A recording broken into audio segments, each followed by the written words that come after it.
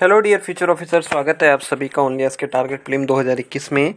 Current affairs का हम revision करेंगे एमसीक्यूज़ के थ्रू। इन वीडियोस की ऑलरेडी प्लेलिस्ट बनी हुई है, आप वहां से जाके चेक कर सकते हो। साथ ही साथ आप ओनली एस का टेलीग्राम चैनल भी अवेलेबल है, ओनली एस नथिंग एल्स के नाम से, आप उसे भी ज्वाइन कर सकते हैं। आपको वहाँ UPSC state PSS related material guidance वगैरह अवेलेबल हो जाएगा। क्वेश्चन नंबर 1 दिया हुआ है, पार्लियामेंट से रिलेटेड है। इसमें बात की गई है कि बिजनेस एडवाइजरी कमेटी से रिलेटेड अपने को 2 स्टेटमेंट दिए हैं, हमें करेक्ट स्टेटमेंट बताना है। ठीक है, तो इसका जो हिंदी में इसका अनुवाद किया गया है, ट्रांसलेशन किया गया है, ये शायद व्यापार सलाहकार समिति नहीं होती, इसका कुछ व्यापार की जगह कुछ और नाम होता है, तो आप प्लीज़ उसे चेक कर लीजिएगा। 2 स्टेटमेंट दिए हैं। पहले में बोला है कि लोकसभा के जो स्पीकर होते हैं वो इसके एक्स ऑफिशियो चेयरमैन होते हैं। दूसरा बोला है कि पार्लियामेंट की सबसे बड़ी कमेटी होती है, इसमें 30 सदस्य होते हैं, 30 मेंबर्स होते हैं। जहाँ तक पहले स्टेटमेंट की बात है, बहुत बेसिक सा स्टेटमेंट है। हमें पता है कि general purpose committee, rules committee and business advisory committee, इन तीनों कमेटियों के जो चेयरमैन होते हैं वो एक्स ऑफिशियो जो चेयरमैन होते हैं वो स्पीकर होते हैं। पहला सही है। जहाँ तक सबसे बड़ी कमेटी की बात है, तो 30 सदस्य वाली कमेटी, एस्टीमेट्स जो कमेटी होती है वो सबसे बड़ी होती है, ना कि business advisory committee. Option number A यानी कि 1 ओनली यहाँ पे हमारा करेक्ट हो गया। इंग्लिश में आप इसे यहाँ देख पाएंगे। एंड इस कमेटी का जो फंक्शन होता है वो ये होता है कि पार्लियामेंट या लोकसभा जब सेशन में रहेगी तो कौन कौन से काम, यानी कि किसको कितना टाइम अलॉट करना है, ये सब चीज़ें जो है वो देखी जाती हैं इसके द्वारा। हिंदी में आप इसे यहाँ देख पाएंगे। क्वेश्चन नंबर 2 में बात की गई है कि इंडिया ने कौन कौन सी कंट्रीज़ के साथ में कॉम्प्रिहेंसिव इकोनॉमिक पार्टनरशिप एग्रीमेंट को साइन किया हुआ है। 3 हमें दिए हुए कंट्रीज़ के नाम, Japan, south Korea and Malaysia. India ने बहुत सारी कंट्रीज़ के साथ में पार्टनरशिप एग्रीमेंट किए हुए हैं, तो हर कंट्री का नाम हम लोग जो है वो याद नहीं रख सकते हैं। तो उस हिसाब से अगर हम देखेंगे तो हो सकता है कि ये क्वेश्चन हमें थोड़ा हार्ड लगे। रिसेंटली मलेशिया के साथ में हमारे जो रिलेशंस हैं वो अच्छे नहीं चल रहे थे, क्योंकि जब हमने कश्मीर से आर्टिकल 370 हटाया तो जो मलेशिया के जो प्राइम मिनिस्टर है उनका इंडिया को लेके नेगेटिव कमेंट था। तो ये क्वेश्चन थोड़ा सा हार्ड है। जापान के साथ भी हमने साइन किया हुआ है 2011 के अंदर। इंडिया और मलेशिया का भी 2011 के अंदर है। एंड साउथ कोरिया के साथ हमने 2009 में साइन किया है। ऑप्शन नंबर डी करेक्ट हो गया। 1, 2 एंड 3 तीनों के तीनों सही हैं। थोड़ा हार्ड लेवल का क्वेश्चन है क्योंकि ये रेगुलर क्वेश्चन नहीं है, एंड हिंदी में आप इसे यहाँ देख पाएंगे।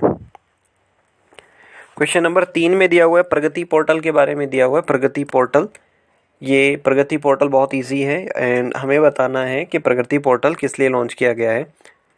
4 हमें स्टेटमेंट दिए हैं कि पोषण जो अभियान चलता है, नेशनल न्यूट्रिशन मिशन, उससे रिलेटेड ये है। दूसरे में दिया है कि कोल सप्लाई जो है उससे रिलेटेड है। तीसरे में दिया है कि गवर्नेंस में अकाउंटेबिलिटी आए। चौथे में दिया है कि गांव के जो एरिया हैं, रूरल जो डिस्ट्रिक्ट्स हैं हमारे, वहाँ पे लर्निंग डेवलपमेंट हो। तो पोषण अभियान के लिए ये पोर्टल नहीं है, ये पोर्टल जो है वो गवर्नेंस से रिलेटेड है। ऑप्शन नंबर सी हमारा करेक्ट हो गया। बहुत ईजी है ये। एंड प्राइम मिनिस्टर इस प्रगति पोर्टल के थ्रू कई बार मीटिंग भी लेते रहते हैं, तो इसका पूरा नाम होता है proactive governance and timely implementation. State level पे एंड सेंट्रल लेवल पे बहुत सारी स्कीम्स चलती है, बहुत सारे प्रोग्राम चलते हैं जो कि किसी न किसी कारण की वजह से डिले हो जाते हैं। तो ऐसी कंडीशन में वहाँ प्राइम मिनिस्टर और उनके जो साथी होते हैं वो गाइडेंस देते हैं, जो भी बोटल नेक्स होती हैं, जो भी प्रॉब्लम्स होती हैं, उन सबको रिमूव करने की कोशिश की जाती है। हिंदी में आप इसे देख पाएंगे। और प्रकाश जो पोर्टल है वो कोयले से रिलेटेड है।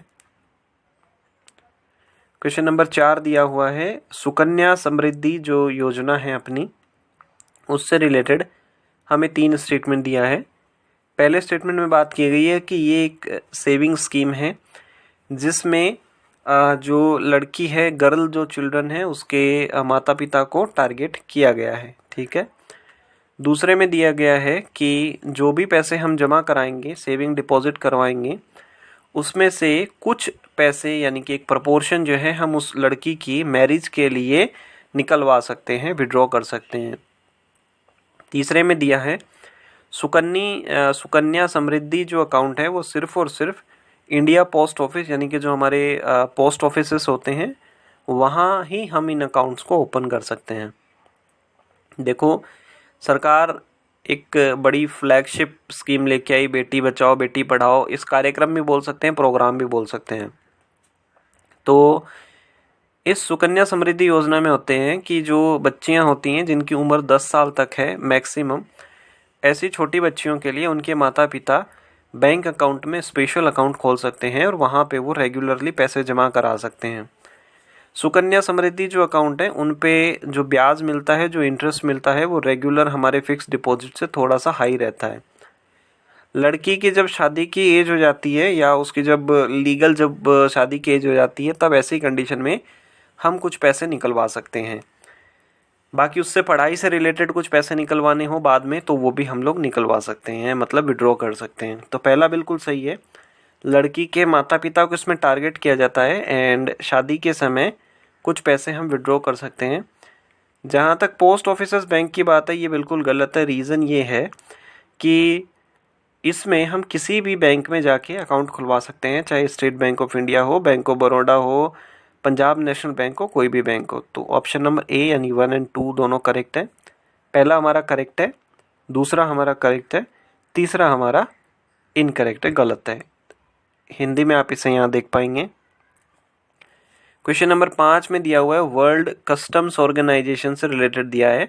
देखिए, कस्टम जो डिपार्टमेंट होता है वो हर देश में होता है।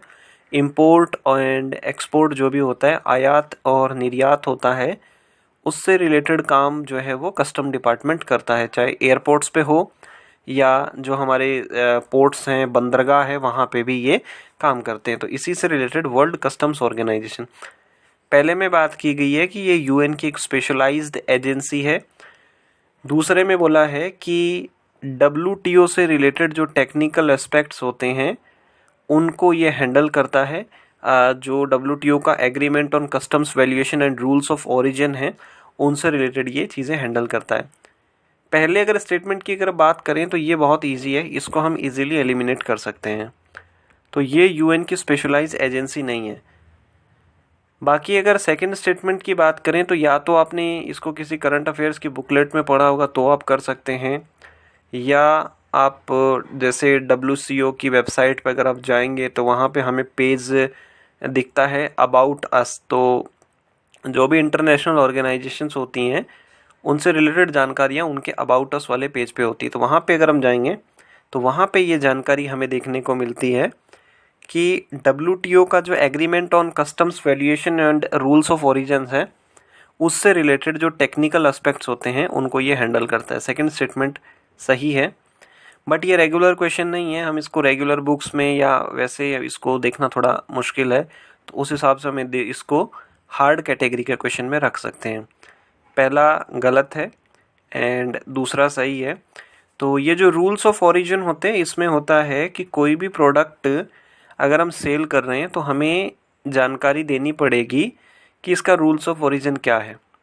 आप अमेज़न से कोई प्रोडक्ट खरीदिए या आप फ्लिपकार्ट से कोई खरीदिए तो वहाँ पे एक आपको अलग से दिखेगा कि इसका प्लेस ऑफ ओरिजिन क्या है, कि ये कोई प्रोडक्ट सिंगापुर से आया है या चाइना से आया है, यूनाइटेड स्टेट्स से आया है, कहाँ से आया है। तो उससे रिलेटेड ये काम करता है। WTO का जो agreement on customs valuation and rules of origin है उससे रिलेटेड ये काम करता है। एंड बाकी जो HS नोमेनक्लेचर होता है उसको भी WCO मेंटेन करता है। देखिए, HS में क्या होता है कि यहाँ पे हार्मोनाइज ये जो सिस्टम है इसमें कोई भी प्रोडक्ट पे एक इस तरीके का कोड रहता है, ठीक है। तो ये कोड से देखो, जैसे ये एप्पल का कोड है 0081000, ये 8 नंबर का है।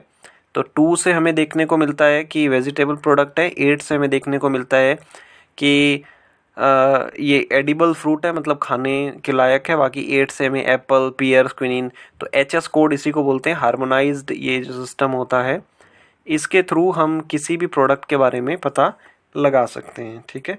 एंड हिंदी में आप इस क्वेश्चन की डिटेल यहाँ से देख पाएंगे। तो आज आपकी परफॉर्मेंस कैसी रही आप ज़रूर बताइएगा। इन वीडियोस को आप अपने साथी बंधुओं के साथ शेयर भी करिए। ओनली आईएएस के साथ जुड़े रहने के लिए आप सभी लोगों का बहुत बहुत धन्यवाद। आपका दिन मंगलमय हो। हेलो डियर फ्यूचर ऑफिसर, स्वागत